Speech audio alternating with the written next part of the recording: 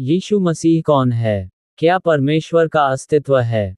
इस प्रश्न के विपरीत बहुत कम लोगों ने ये प्रश्न किया है कि क्या यीशु मसीह का कोई अस्तित्व था। ये सामान्य रूप से स्वीकार किया जाता है कि यीशु सच में एक मनुष्य था, जो लगभग 2000 वर्ष पहले इस्राएल की धरती के ऊपर चला फिरा था। वाद विवाद तब आरंभ होता है जब यीशु की पूर्ण पहचान के विषय पर विचार होता है। लगभग हर एक मुख्य धर्म ये शिक्षा देता है कि यीशु एक पैगंबर, या एक अच्छा शिक्षक, या एक धार्मिक पुरुष था। समस्या यह है कि बाइबल हमें बताती है कि यीशु अनंतता से ही एक भविष्यवक्ता, एक अच्छे शिक्षक, या एक धार्मिक पुरुष से कहीं अधिक बढ़कर था।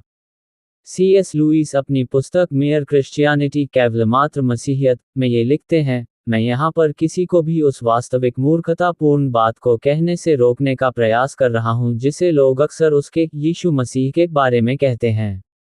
मैं यीशु को एक महान नैतिक शिक्षक के रूप में स्वीकार करने को तैयार हूँ, परंतु मैं उसके परमेश्वर होने के दावे को स्वीकार नहीं करता। यह एक ऐसी बात है जो हमें नहीं कहनी चाहिए। एक मनुष्य जो केवल एक मनुष्य था और इस प्रकार की बातें कहता था जैसी यीशु ने कही, एक महान नैतिक शिक्षक नहीं हो सकता। वह या तो एक पागल व्यक्ति होगा उस स्तर पर जैसे कोई व्यक्ति कहे कि वह एक सड़ा हुआ अंडा है, या फिर वह नरक का शैतान हो सकता है। आपको अपना चुनाव करना चाहिए।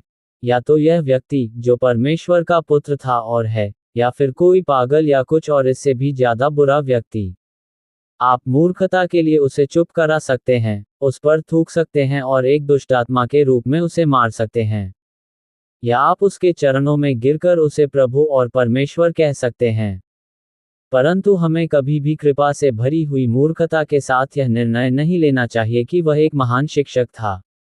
उसने यह विकल्प हमारे लिए खुला नहीं छोड़ा है। उसकी ऐसी कोई मंशा नहीं थी। इसलिए यीशु ने अपने लिए कौन होने का दावा किया। बाइबल क्या कहती है कि वह कौन था? सबसे पहले यूहन्ना 10:30 में यीशु के शब्दों की ओर देखते हैं, मैं और पिता एक हैं।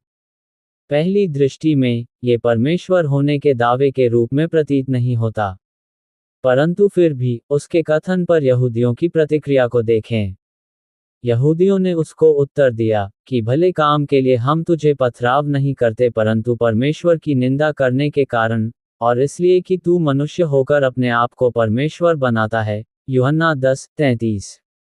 यहूदियों ने यीशु के कथन को परमेश्वर होने का दावा समझा था। आगे आने वाली आयतों में यीशु ने यहूदियों को सुधारने के लिए कभी भी यह नहीं कहा, मैंने परमेश्वर होने का दावा नहीं किया था। ये संकेत देता है कि यीशु ये घोषणा करते हुए कि मैं और पिता एक हैं, यूहन्ना 10:30 सच में कह रहा था कि वह परमेश्वर है। यूहन्ना 8:58 एक और उदाहरण है। यीशु ने कहा, मैं तुमसे सच सच कहता हूं कि इससे पहले कि अब्राहम उत्पन्न हुआ, मैं हूं। एक बार फिर प्रतिक्रिया में यहूदियों ने पत्थर उठाकर यीशु को मारने की कोशिश की। यूहन्ना 8:59। यीशु ने अपनी पहचान की घोषणा, मैं हूं, करके दी। वह पुराने नियम में परमेश्वर के नाम का सीधी तौर पर लागू होता था। निर्गमन 3:14।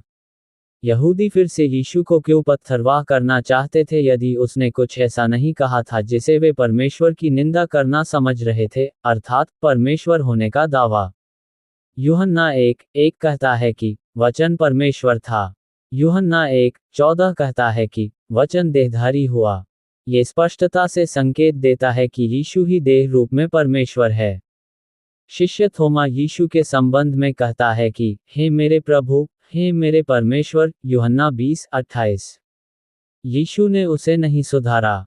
प्रेरित पौलुस उसका इस रूप में वर्णन करता है कि अपने महान परमेश्वर और उद्धारकर्ता यीशु मसीह। तीतुस 2:13। प्रेरित पत्रस भी ऐसा ही कहता है कि हमारे परमेश्वर और उद्धारकर्ता यीशु मसीह। 2 पत्रस 1:1। पिता परमेश्वर भी यीशु की पूर्ण पहचान का गवाह है, परंतु पुत्र से कहता है कि हे परमेश्वर, तेरा सिंहासन युगानुयुग रहेगा, तेरे राज्य का राजदंड न्याय का राजदंड है। पुराने नियम की मसीह के प्रति की गई भविष्यवाणियां उसके ईश्वरत्व की घोषणा करती हैं कि क्योंकि हमारे लिए एक पुत्र दिया गया, और प्रभुता उसके कांधे पर होगी, और उसका नाम अद्भुत युक्ति करने वाला, पराक्रमी परमेश्वर, अनंतकाल का पिता, और शांति का राजकुमार रखा जाएगा। यशायाह 9:6। इसलिए ही, जैसा कि C.S. लुईस ने दलील दी है, कि यीशु को एक अच्छे शिक्षक के रूप में मानना कोई विकल्प नहीं है। यीशु ने स्पष्ट रूप से और परमेश्वर होने के इनकार न किए जाने वाले दावों को किया है। यदि वह परमेश्वर नहीं है, तो फिर वह झूठा है और इसलिए एक पैगंबर, अच्छा शिक्षक, या धार्मिक पुरुष नहीं है। यीशु के शब्दों की व्याख्या करने की कोशिश करते हुए, आधुनिक विद्वान ये दावा करते हैं कि वास्तविक ऐतिहासिक यीशु ने उन बहुत सी बातों को नहीं कहा जिन्हें बाइबल में उसने कहा है। परमेश्वर के वचन के साथ बहस करने वाले हम कौन होते हैं कि यीशु ने क्या कहा या क्या नहीं कहा? कैसे कोई एक विद्वान, जो यीशु के 2000 साल बाद आया में ऐसा उत्तम बोध उनकी बजाय जो उसके साथ रहे, जिन्होंने उसकी सेवा की और स्वयं यीशु से शिक्षा पाई से कैसे हो सकता है कि यीशु ने क्या कहा या क्या नहीं कहा? यूहन्ना 14:26।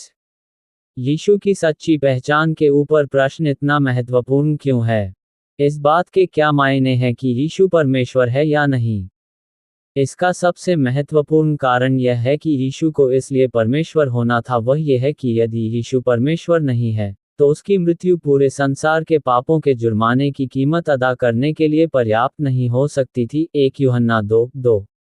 केवल परमेश्वर ही ऐसे असीमित जुर्माने को भर सकता है। रोमियो 5:8। 2 कुरिन्थियों 5:21। यीशु को परमेश्वर होना था ताकि वह हमारा कर्ज को अदा कर सके। यीशु को मनुष्य होना था ताकि वह मर सके। उद्धार केवल यीशु मसीह में विश्वास करने पर ही उपलब्ध है। यीशु का ईश्वरत्व ही है क्योंकि वही उद्धार का एकमात्र मार्ग है। यीशु का ईश्वरत्व ही है जिस कारण उसने ये घोषणा की कि मार्ग और सच्चाई और जीवन मैं ही हूँ। बिना मेरे द्वारा कोई पिता के पास नहीं पहुँच सकता। यूहन्ना 14:6।